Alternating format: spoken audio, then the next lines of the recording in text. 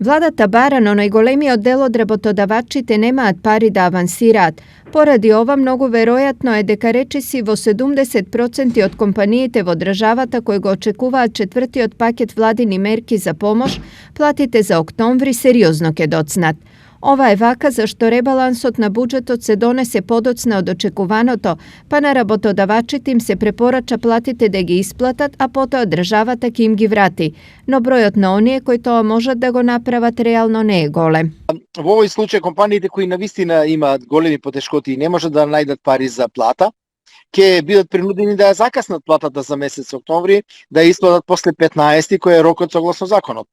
И јас се надевам дека во вакви случаи Управата за јавни приходи и Министерството финансии нема да преземат мерки спрема таквите компании за каснење на плаќањето на придонесите и на платата. Синдикалистите пак се скептични дека и овој пат помошта навистина ќе стигне до оние на кои им е наменета, работниците.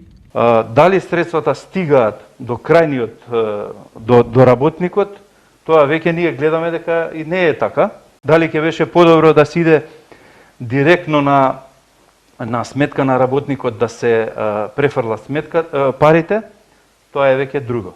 Од друга страна, работодавачите се категорични дека секој исплатен денар ќе заврши на сметките на работниците.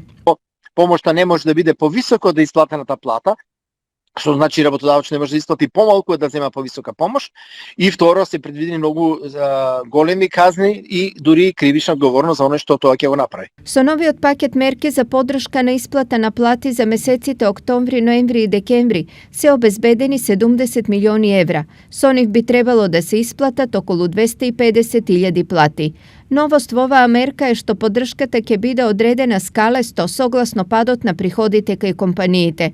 Колку е поголем падот, толку поголема ќе биде поддршката од државата и таа ќе се движи од 14.500 до 21.776 денари.